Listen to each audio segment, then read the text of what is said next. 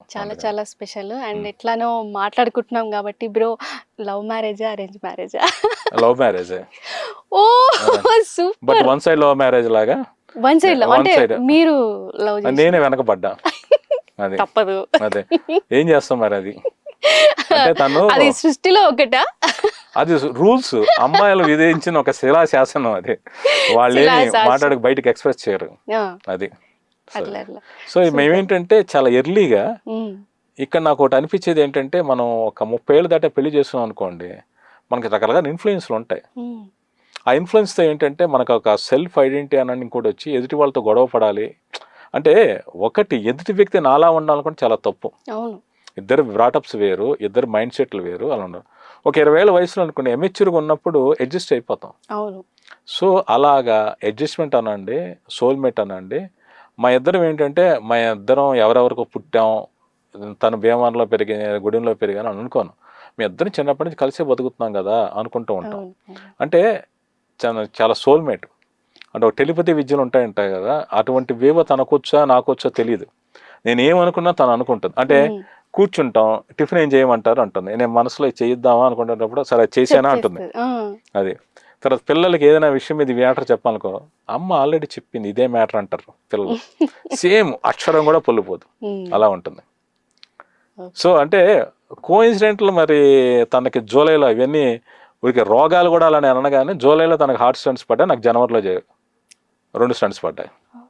And మీ అంటే ఈ ఎంత జర్నీలో మీరు కూడా హెల్త్ పరంగా కూడా చాలా సఫర్ అయ్యారు, చాలా సఫర్ అయ్యారు.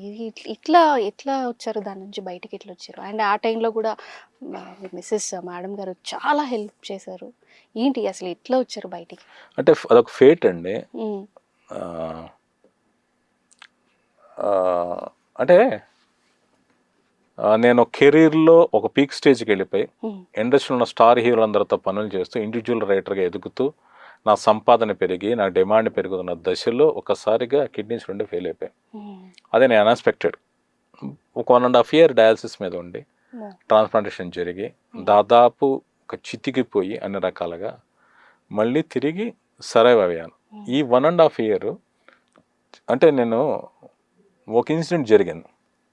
నాకు ఎలి హెల్త్ రాగానే నాకు కొంత బ్యాలెన్స్ ఉంది, బ్యాంక్ బ్యాలెన్స్ ఉంది. మా రిలేటివ్స్ కొంతమంది వచ్చారు, మామూలుగా వస్తారు కదా ఒంట్లో బాగున్నప్పుడు. వచ్చి ఇప్పుడు వీడికి ఒక 40 లక్షలు 50 లక్షలు పెట్టి ఆపరేషన్ చేయించడం అవసరమా? వాడు చేయించుకున్నాక పోయాడు అనుకో ఆపరేషన్ టేబుల్ మీద, ఈ డబ్బులు పోతాయి, వీడు పోతాడు. డబ్బులు ఉంచేసాను అనుకో వాడికి ఎంతకాలం రాసి ఉంటే అంతకాలం బతుకుతాడు. ఇది చెప్పిన అడ్వైస్. నీకు 2 ఆడపిల్లలు ఉన్నారు, ఈ డబ్బులు పెట్టి పెద్ద పిల్లకి పెళ్లి చేస్తే ఒక అల్లుడు వస్తాడు, చిన్న అమ్మాయిలాగా చదువుకుంటుంది, ఇంకొంచెం కాలం టైం ఉంటుంది కదా, అప్పుడు ఏదైనా చెయ్యొచ్చు అని సలహాలు ఇచ్చారు. సలహాలు ఇచ్చి చీటీలు వేశారు.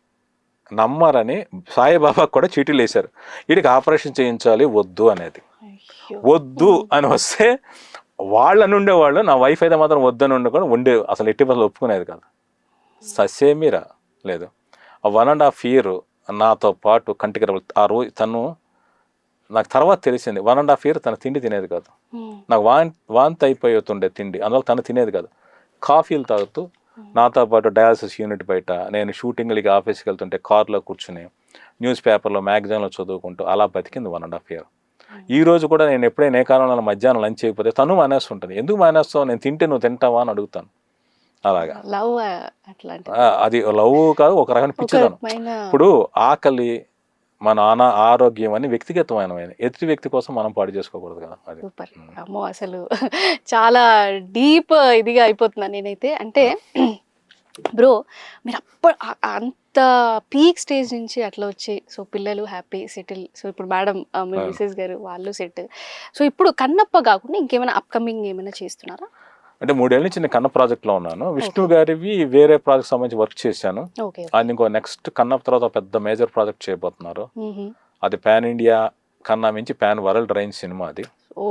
సో ఆయన రకరకాల మల్టీ స్టార్ సినిమా ప్లాన్ చేశారు, ఫుల్ యాక్షన్ డ్రామా. దాని గురించి నేను ఇప్పుడు ఏం మాట్లాడలేదు. సో ప్రాజెక్ట్ మీద వర్క్ చేస్తూ ఉన్నాను, అది జరుగుతోంది. తర్వాత నా ఫ్రెండ్ యోగేష్ కేఎంసీ అని ఆయన నేను కలిసి ఒక స్క్రిప్ట్ రాశాం, hero wanted action drama, Telangana backdrop. Super. So ఆ సినిమా షూటింగ్ రీసెంట్గా స్టార్ట్ అయింది. సంయుక్త మేనన్ ఆవిడ హీరోయిన్, సంయుక్త రాజేష్ దండ ప్రొడ్యూసర్. ఆ సినిమా షూటింగ్ మొన్నే స్టార్ట్ అయింది. Okay okay okay so super. Next month అంతా ఆదిలాబాద్ సరౌండింగ్స్ లో జరగబోతుంది. ఓ మొత్తం గడిచాడు అనమాట. 16 మీకు 16 ఇయర్స్ ఉన్నప్పుడు మొదలు పెట్టిరు కదా రాసుడు. మరి ఏంది ఇంకా మీరు రాస్తూనే ఉన్నారు ఇప్పటికి అంటే ఇంకా మీరు ఓల్డ్ కాలే? ఇప్పుడున్న బ్యాచ్ కాల, ఓఎల్ఎక్స్ బ్యాచ్ కాకుండా ఇప్పుడున్న జనరేషన్ కి ఆ మైండ్ థాట్ కి కరెక్ట్ గా సింక్ అయ్యేటట్టు రాస్తారు, ఇట్లా అవుట్డేటెడ్ కాకుండా. అంటే నేను ఇంకా రాయాల్సిన కథలు కొన్ని ఇంకా చాలా పెండింగ్ లో ఉండిపోయాయి. అవి పూర్తి చేయాలి మొదటి విషయం. రెండోది ఏంటి అంటే నాకు ఒక విచిత్రమైన అలవాటు ఉంది. ఎప్పుడు అది ఈ రోజు బాధపడుతూ ఉంటాను నేను. నా చిన్నప్పుడు ఏంటంటే నాకన్నా పెద్దలతో ఫ్రెండ్షిప్ చేసేవాడిని. 10 ఏళ్ళ వయసు ఉన్నప్పుడు 20 ఏళ్ళ కుర్రాళ్ళతో వాళ్ళతో తిరుగుతుండేవాడిని. మనం 20 ఏళ్ళ వయసు ఉన్నప్పుడు 50 ఏళ్ళు 40 ఏళ్ళతో వయసు తిరుగుతుండేవాడిని. అంటే వాళ్ళు ఏదో ప్రపంచం చాలా చూసారు, జీవితం తెలుసు కదా, వాళ్ళతో ట్రావెల్ అయిపోతే అవన్నీ మనం తెలిసిపోతాయి అనుకుని వాళ్ళతో ట్రావెల్ అయి తిరుగుతూ ముచ్చట్లాడుతూ సినిమాలు తిరుగుతూ ఊళ్ళు తిరుగుతూ ఉండేవాడిని. అది అయిపోయింది. వయసు ఇలాగే ఇప్పుడు నేను 58కి వచ్చాను. ఇప్పుడు చూస్తే మా ఫ్రెండ్స్ అంటే నా కాలేజ్ మేట్స్, స్కూల్ మేట్స్ కలిసి అంటే వాళ్ళు వాట్సాప్ గ్రూపులు ఉంటాయి. ఏ పెళ్లికో ఫంక్షన్కో కలిసి కొంతమంది టచ్ లో ఉన్నారు. సో వాళ్ళు కలిసినప్పుడు ముసలు ఆడుతుంటారు ఏంటంటే అక్కడ ఆ ఇల్లు కన్నాం, లేక ఇక్కడ సైట్ అమ్మేసి వీళ్ళకి ఇది చేసాం, లేదేదో ఇప్పుడు రేపు వచ్చాక మనకి రిటైర్మెంట్ బెనిఫిట్స్ ఏమొస్తాయి, అవి ఏమి ఇన్వెస్ట్ చేయాలి, తర్వాత ఎక్కడ ట్రిప్పులకి వెళ్ళాలి, పిల్లలు ఎలా ఉన్నారు, ఇవన్నీ వాడుతుంటారు. నేను వీటిలో ఏది ఇవ్వలేను, ఎందుకంటే మన జాబే లేదు, ఇంకా రిటైర్మెంట్ బెనిఫిట్స్ ఏముంటాయి, ఇది మొదటి డౌట్. తర్వాత వీళ్ళు అక్కడ అమ్మేసి ఇక్కడ అమ్మేద్దాం అంటే నేను అమ్మేద్దాం అంటే మా అవసరం రొప్పుకోడు, అద్దెలు కదా. సో అందుకని ఏం చేయాలో తెలియక ఇలాంటి డిస్కషన్ అవాయిడ్ చేస్తాను. పైగా అలాంటి డిస్కషన్లో ఏంటి ఇప్పుడు వాళ్ళు మనవరు అంటే మన ఇది కాదు కదా, నేను మనకి ఎంత వయసు అయిపోయిందా అని ఒక ఫీలింగ్లో ఉంటాను. అందుకని ఏంటి అంటే ఓన్లీ 20-30 మధ్య అమ్మాయిల అబ్బాయిలతోనే ఫ్రెండ్షిప్. నాకు వాళ్ళతోనే తిరుగుతుంటా, వాళ్ళతోనే చాట్ చేస్తుంటా, వాళ్ళతోనే మాట్లాడుతుంటా. అర్థమైంది, కానీ సిస్టర్ అనడానికి ఏముంటో షార్ట్ వర్డ్ నాకు తెలియలేదు. నాకని చాలా ఆలోచిస్తున్నా, ఏదైనా కొత్తగా కనిపెడదామా, మళ్ళీ తేడా వస్తే కొడతారా అని ఆలోచిస్తున్నా. సో అందువల్ల ఏంటి అంటే నేను ఎప్పటికప్పుడు తెలుసుకోవడంగా ప్రయత్నిస్తూ ఉంటా. అంటే కొంతమంది అమ్మాయిలు వాళ్ళు ఏమంటున్నారంటే, నేను చాలా విషయాలు మాట్లాడుతుంటా కలిసినప్పుడు, వాళ్ళు ఏం ఫీల్ అవుతుంటారంటే ఒక మోటివేషన్ కిందో వాళ్ళ లైఫ్కి ఏదో అనలైజేషన్ కిందో సపోర్ట్ చేస్తానని ఫీల్ అవుతుంటాయి. మీరు రాస్తారు కానీ మాకు చదవడం రాదు, తెలుగు చదవడం రాదు. ఇది ఏదైనా మేము జే శెట్టి లాగా మీరు పాడ్కాస్ట్ అనేది చేస్తే మాకు ఉపయోగపడుతుందని. ఓహో పాడ్కాస్ట్ అనేది ఒకటి ఉంటుంది అనేది నాకు 5-6 ఏళ్ళ క్రితం తెలిసింది. సో అప్పుడు నేను పాడ్కాస్టులు చేశాను రకరకాల టాపిక్స్ మీద, యూట్యూబ్ వీడియోలు చేశాను.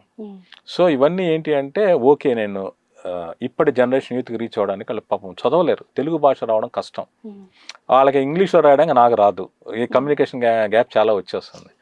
వీడియో అనుకోండి వాళ్ళకి సగం అర్థం అవుతుంది. సో అందువల్ల యూట్యూబ్లో పాడ్కాస్టులు చేసా, వీడియోలు చేశాను, అలా చేస్తూ ఉన్నాను. సో కథల విషయానికి వస్తే ఏంటంటే నేను నమ్మేది ఎమోషన్స్ ఎప్పుడు ఒకేలా ఉంటాయి.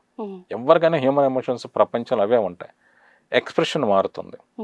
దీనికి నేను ఒక బెస్ట్ ఎగ్జాంపుల్ ఒక సినిమాతో రెఫరెన్స్ చెప్తాను. నేను యానిమల్ సినిమా మీరు చూశారు కదా, అందులో రష్మిక రణ్బీర్ కపూర్ని తృప్తి డిమిరి దగ్గరికి వెళ్తున్నారు, అడుగుతుంది నువ్వు అమ్మాయితో పడుకున్నావా, మామూలుగా రొమాన్స్ అయిపోయాక అమ్మాయిని హక్ చేసుకున్నావా, ఇవన్నీ క్వశ్చన్స్ అడుగుతుంది. అవి చాలా బోల్డ్గా అందరూ ఫీల్ అయ్యారు. నా దృష్టిలో లాస్ట్ బిఫోర్ ఇయర్ వచ్చింది తెలుగానే, ఈ మధ్యకాలంలో వచ్చిన బెస్ట్ కన్వర్సేషన్గా నేను ఫీల్ అవుతూ ఉంటాను.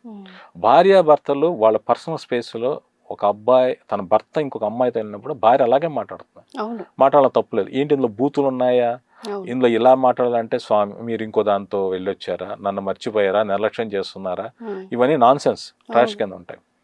ఇలాంటిదే ఇవి భూమి పుట్టినప్పటి నుంచి అలా ఇన్సిడెంట్స్ ఎన్నో జరుగుంటాయి.